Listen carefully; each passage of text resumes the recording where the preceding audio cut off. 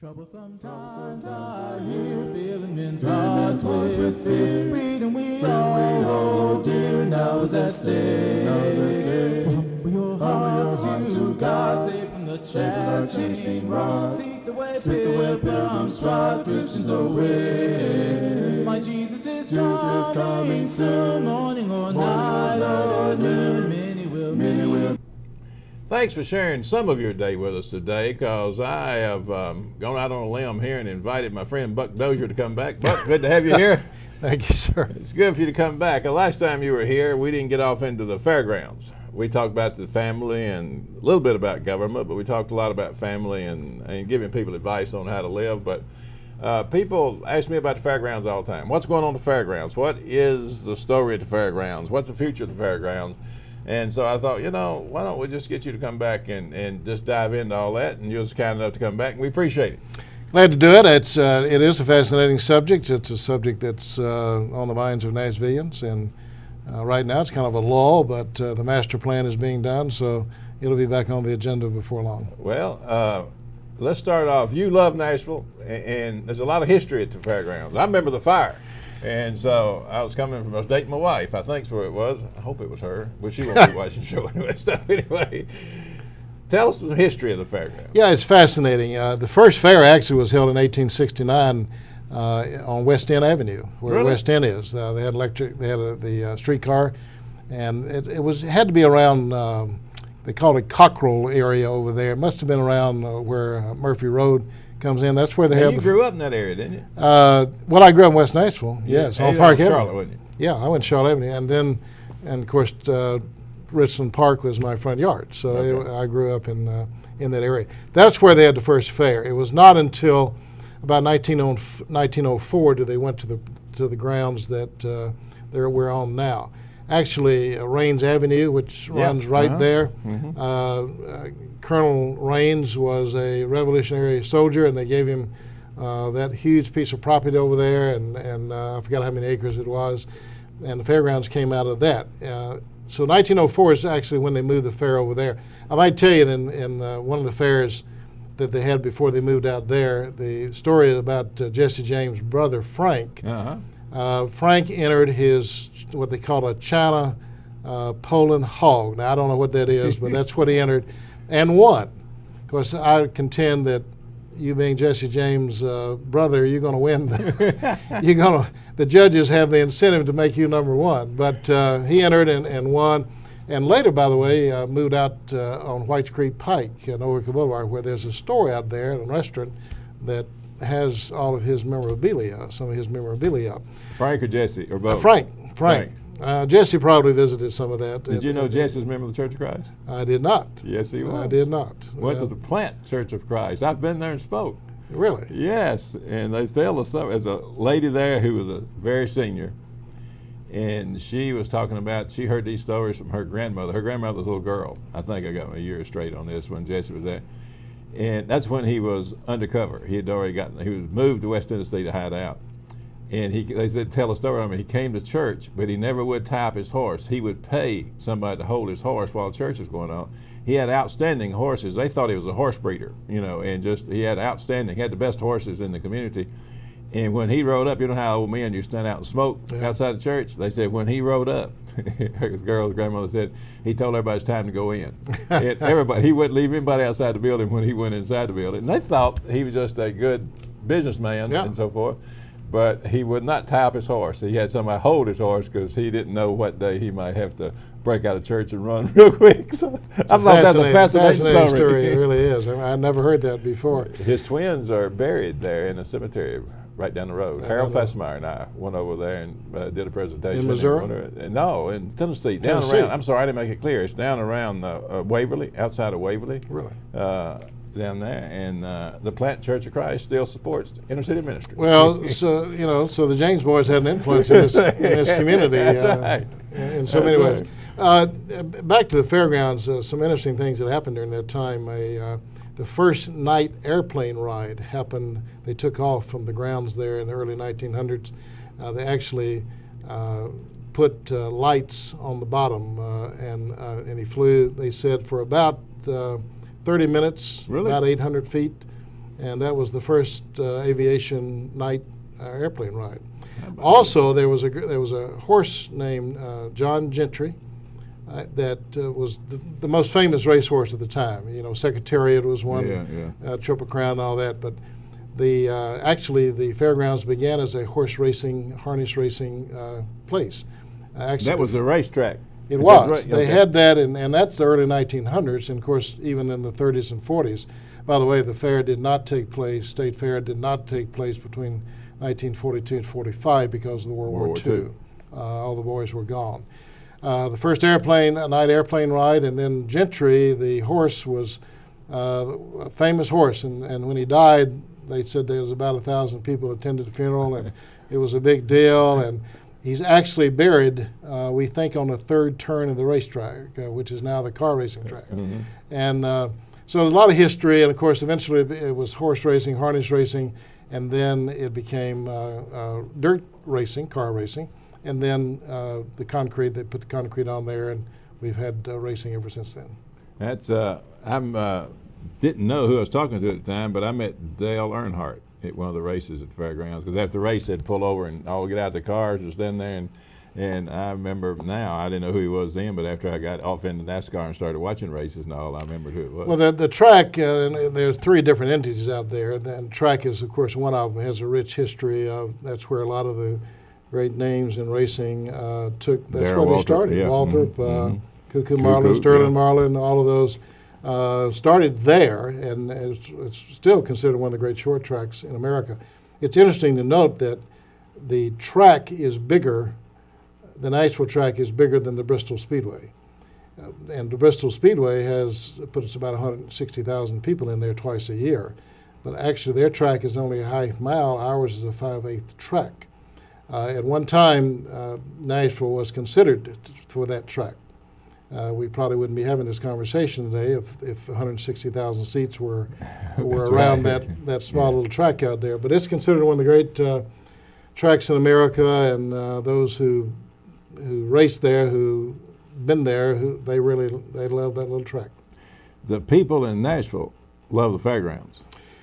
They have a rich history with it, especially those who have been a little older. Those who grew up in South Nashville remember Cascade Plunge, the swimming pool out there. My wife grew up out there in Flat Rock. And then, of course, you had the fair every year for so many years out there. And at one time, the State Fair was the only major entertainment thing in town, actually, and everybody looked forward to it. The entertainment dollar basically went there. It's not true today. We're in competition with the entertainment dollar, with the Predators, the Titans, the Sounds, and Bridgestone, and all the events they have. So it's a different world than it was back in the early days, in the 40s and 50s and 60s. You told me that we were the agricultural is still a big part of the fair here in Tennessee, and Tennessee is a big agricultural state. Well, let's talk about Tennessee State Fair as an entity, because it is. It was originally brought forth to deal with agriculture, to show what's being done in the agriculture field in Tennessee. Still is. That's a huge part of the Tennessee State Fair, always has been. Give you an example, the last year that I ran it, the Metro government doesn't run the fair anymore. It's a private firm, 501c3 that does that now. Last year we had over 5,000 entries. Sheep, goats, cows, pigs, over 5,000 entries. The 3 contiguous counties to us and their fairs together didn't have over 500, all of them together. So it shows you how big. In fact, our goat show that year was the largest goat show in America at that time. I didn't know you had a goat show. We did, and I love goats. The guy that was building that up for me was really doing an excellent job, and and we'd still been running it. He was going to bring in some other goat shows for the Tennessee State Fair. I need to give you my biblical take on why Jesus used goat and sheep, because I raised both. Yeah, I understand it. It's clear. Jesus knew what he was talking about. Yeah. Yes, he did. Go ahead about your goats. Well, again, the ag part is huge. The Tennessee Farm Bureau and others put a lot of money in there every year. 4-H'ers and all those come to the fair to show their animals and so forth. So that's huge. the two areas that the Tennessee State Fair, I think, was deficient in at that time, where I wanted to move it, was in commerce and industry. That's also huge in Tennessee now, in the automobile industry, for example. And you ought to be able to come to Tennessee State Fair and see the new cars that are going to be coming out for the year and so forth. So we were going to move in the area of commerce and industry. Ag was strong, going to make it stronger, but the commerce and industry phases of the fair had not been addressed, and I think we were heading in that direction. The State Fair, let's be frank about it, it got a bad reputation for a while. It became a fairly good county fair. It wasn't as big a state fair, except for the ag people. And the people of Nashville, it kind of fell in repute with them because of cleanliness, because of security, more than any other thing. And I only had the fair 2 years, and the first year I really didn't have much to do with it. When I went there, the second year I did. I took beer out because I wanted it to be a family place, and beer didn't help a lot of our patrons who came, and they got often inebriated, and they caused problems. We started wanding people to make sure they didn't bring weapons. We had signs up about gangs, and we only had one fight. And you can have that at the hockey game, out in the stands, not just on the hockey game. But we cleaned it up. If there was a piece of paper on the grounds over 5 minutes, somebody's head was rolling. And it had to go back to family. It had to go back to fun. It had to go back to a safe place to bring your kids. And you achieved that. We did, and well, not me alone. I had a great staff who bought into the philosophy that that's what we were going to do. And that year, at our advertising and marketing, we had a 24% increase in opening ticket sales and 36% increase in ticket sales for opening night, which indicated that we were moving in the right direction. We needed a couple of years of that so the talk could get That's around. right. And those that came, the talk was very good. Unfortunately, it rained 8.5 days on us, and I mean It rained. rain. And that always has a lot to do with the success of the bottom line of the fair anyway. But we were going in the right direction, and we thought at that time. And then for, I say political reasons, economic reasons, the decision was made politically to take it away because it does lose money. The fair can make money. It had been losing money, but it can make money with the right things that are involved in the event. But the weather always is going to be a factor in whether It's always it makes a money. gamble, isn't it? So the decision was made that the fair was losing money and let somebody else try it at that point. That was controversial. Because a lot of people feel like the state fair should be in Nashville, and it's the center of the state, and it's historically been the Tennessee State Fair. The idea that you had, is that something that can be achieved again? Can we get this back? Can you get this back? Can your team get this back? Or is this a done deal and done deal forever? Who knows? Again, a master plan is being done. In fact, as I leave this meeting, I'll be going to a master plan meeting, and that process is beginning to determine, to bring back to the council and the mayor, some options of what to do with the 117 acres out there. And at that point, some decisions will be made. Who knows whether the State Fair would come back to us, it would remain in hands of a nonprofit, or whether the state of Tennessee takes it back over. At one time, the state of Tennessee had it. They gave the fairgrounds and all of it in 1923. They gave it to Nashville, and Nashville's had it ever since at that time. Now, there's something's going on in the state legislature about. Well, the state legislature, there's a bill that's on the governor's as we speak. He had not signed it. However, the anticipation he might. And all that does is to form a board of people from the state. Our board is Nashvillians. Okay. And they wanted a state board who will look into the factor of trying to keep the state fair somewhere. And most of them would like for it to remain in Nashville on our fairgrounds. But if for some reason Nashville vacated the property or whatever, they won't be able to have it to where they can take it somewhere and make it successful. They're wanting to have their whole issue then is to make sure that we do have a state fair. It deals with the event. It does not deal, that bill does not deal with the property out there. The location. It does not. Okay. Where are we on the property out there? Is there anything out there about that property that you can talk about? Well, let's talk about the other two businesses that take place out there. The state fair is one of them. The racing is the other one. Mr. Tony Formosa has the contract for this year. He had it 2 years ago. So far, so good. The attendance is up. The marketing is up. Now, when you say he has a contract, what does that mean? Well, he leases it from us for 7 races, and he operates. He has his concession. He gets the concessions. He basically does the whole operations. We turn over the property to him in good shape, and then he is to run it for those 7 races.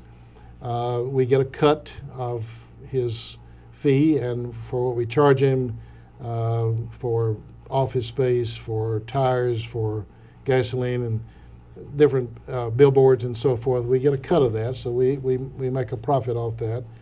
So far, so good for this year. He's had 2 races. The crowds have been very good, and he's been easy to work with at this point. And so hopefully racing will restore itself. Racing, while we're talking about racing, it's in competition with itself. Weekend racing is not going to work anymore. It doesn't seem to work because Saturday night you can turn on TV and watch the big boys or the second grade of big boys who are racing. So racing is in competition with itself. And again, the entertainment dollar is different now. You've got all these other things going on in Nashville, and it pulls people away, where the state fair, the racing was the only thing at one time, one of the few things that were there beside the Nashville Vols that people could spend their entertainment dollar on. They are going to, now, Formosa's got the racetrack. What's the other thing? The Expo Center? The other thing is actually is the flea market. Flea market, okay. Yeah, and actually what we call the Expo Center. The flea market is the 7th largest flea market in the United States. During the crisis of when we were closing, we lost some vendors. However, I'm happy to say that for those who love the flea market, the vendors are back. In fact, our attendance is up the last 2 years. In every category, it is up. So the flea market is going very well. We were helped this year by good weather in January, February, and March. Boy, you were. And of course, April and October, the 2 biggest flea markets, the October being the biggest. Flea market is going very well. Find anything in the world that you want out there. The other aspect, the business model out there, is the Expo Center. That's the. Now that's what I rent. Would I be considered? Yes, yeah. When the inner city comes out there, you rent those buildings for your inner city dinner. We have gun shows, beach shows, dog shows. Toyota is out there today with a business group. You have a home and garden show, don't you? We have a lawn and garden show, which is huge. And of course, the biggest show we have out there, the lawn and garden and the Christmas Village. Is just huge. I've never been to Christmas Village. Well, I told my office staff a couple of years ago, I said, I need to go over there. So I went over there at lunch, and it's everything you could possibly want in Christmas. They do an excellent job. So I went in there around lunchtime, and it was me and 4 other men and 9,000 ladies. I was going to say, my wife is being And the 4 men were sitting on the side, looked like they were scared to death. And I didn't stay with time, baby cribs and elbows and stares looked at me. I went back to my office and went over there after hours and looked at it. But it's a huge show, and it's wonderful to come to. There was a statement made, and I want to say it while I'm on the air about it. One of our gentlemen in town here, he's a prominent businessman, said the Fairgrounds is the poor man's convention center. Now, that's not true. It is not true. The flea market, the gun shows, the Christmas Village attracts a cross-section of Nashville. It is not. It is an alternative to shows who can't afford the big places in town to go, and Nashville needs, I think, an expo center. Well, for a person like me that rents it, it's the only venue in town that I can rent.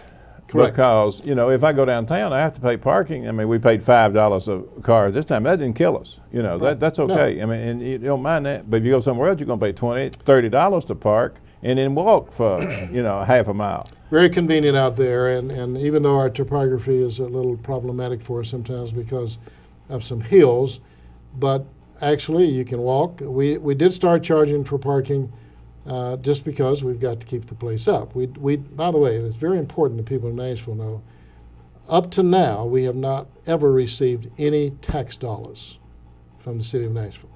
It's all been off the revenues earned out there. Prior to my coming there, though, their stash of cash was depleting. And basically it will be depleted. We are asking for the first time this year for the city to subsidize us $200,000. The city actually subsidizes all the venues, the farmers market, they subsidize the convention center, they subsidize, not the convention center, they subsidize municipal auditorium. So we have been able to make it on our own, and that was when they had fanfare. And fanfare is now the CMA big thing coming up June 6th, 7th, somewhere in that line, and it's huge downtown. It'll never go back to the fairgrounds, although it was great. It was great while it was out there. Yeah. It really was, because it's a tight place, but they've expanded it in so many different ways. That was their cash cow back in those days, and racing was very successful then too. Over time, those things changed. They spent a lot of money on ADA requirements and some other things. And then just the closing of the grounds and so forth, the subsidies of what we're able to do. However, I think you can make money out there if everything falls into place and you're able to run it like you need to run it. You have a dream for that. You have the big vision, and we won't ask you to go into all that because you're going to a meeting and I'm sure you don't want to announce all that yet. But just the idea about the cars, in the industry at the state fair, that would move us up the ladder as far as state fairs in this country. That would be awesome, I would think. Well, any kind of new invention, any kind of thing that is the travel industry, for example, would benefit by coming out there with the amount of people that come through there. And there's all kinds of different ways they could market and so forth. But the industry is huge with our new plants in Tennessee and so forth, to be able to announce their new car line for that year at the Tennessee State Fair. If you've got a new line, if Westinghouse has got a new line of refrigerators or something, and in past, that's where they announce those kinds of things. So again, I think, and one of the things that our grounds is not able to handle is horse shows. The horse show industry is begging to come to Nashville. They want to come to Nashville, but we don't have the facilities for a horse show. We certainly don't have the stables to put the horses in while they're waiting. Tennessee walking horses. Tennessee walking horses. Big industry. I talked with them. They're begging to come to Nashville, and there are 52 or 3 other breeds of horses in America, and they all have shows. Barrel cutting, quarter horses, quarter horses, and all that. There's no place in Nashville really for them to have that on a weekly basis. It's my judgment we could almost have some kind of horse event every weekend at the fairgrounds if we had, or the expo center, if we had the facilities to do so. But you have the real estate, you just don't have the barns. We don't have the proper facilities. Right. So it's 100, Rings as I say about the fairgrounds, the expo center, the fair it's not really the fairgrounds anymore. It's the Nashville Expo Center, home of the Tennessee State Fair. Okay. What makes, I guess the best way to put it, the greatest thing about the place, it's 106 years old. The worst thing about the place, 106 years it's old. 106 years old. Mm-hmm. And I've got buildings that are old. I've got buildings that are not well laid out. At the time, they benefited. But a modern expo center can do so much more and have many other type of events if the right facilities are there. Well, you can just tear those 3 buildings down and build new facilities, what you're saying. You could do that. You could take those buildings down and redo it over there. 117 acres. There's 40 some odd acres in the floodplain, but you can do certain things with that as well. So refurbishing and restructuring could do a whole lot there if they choose to stay there. What is your annual budget? About 2.6, 2.4. 2.4 million, and you're only asking for 200,000 Yes. from Metro? Yes. You're close, aren't you? Yeah, we're real close. In fact, with a little breaks this year, we could have actually came out into black this year, and but so we're very close. We're just praying that one of our old air conditioning units, big ones, doesn't go out or something that costs us a whole lot. So. But what you're saying there, though, is the facility's wore out. It needs to be. We ain't got 3 minutes to go, but is there anything that I need to cover that I haven't covered? We only got 3 minutes to go. No, I think again the people of Nashville have a love affair with the place, and they've made that known pretty strongly to everyone in Nashville. At the same time, I want them to be realistic about where it is, what's going on out there, what could go on out there.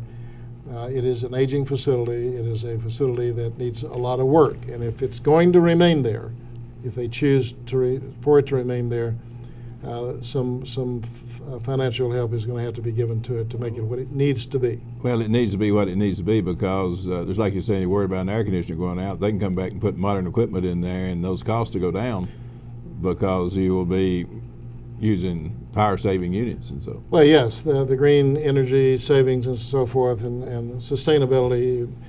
As I say now, if I say the word sustainability in every speech, it's politically correct because that's the word. But it is. That's what you want to do. What.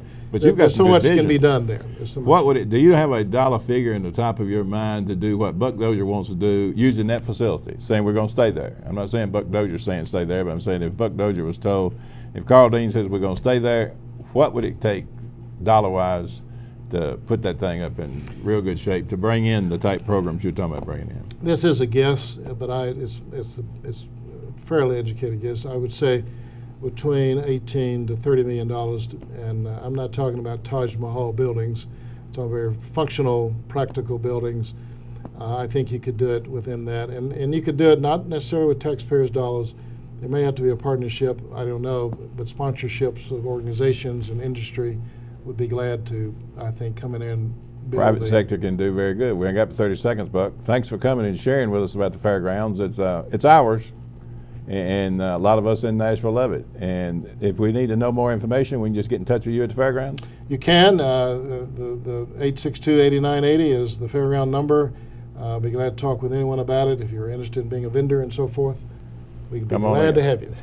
Thanks for coming, Buck. Thank you. That was informative. Thanks for tuning in, and God bless. And fellows, give your wife a hug, and love your children. Be good to them.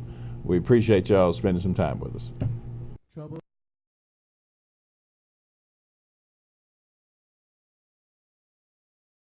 Sometimes I hear feeling in touch with fear. Freedom we all hold dear now is at stake. Humble your hearts to God, safe from the chastening rod. Seek the way pilgrims trod, Christians away. My Jesus is coming soon, morning or night or noon. Many will meet their doom. Trumpets will sound, and all of the dead shall rise. Righteous me in the skies. I'm going where no one dies, heavenward bound. Well, troubles will soon be o'er, happy forevermore. When we meet on that shore, free from all care, rising up in the sky.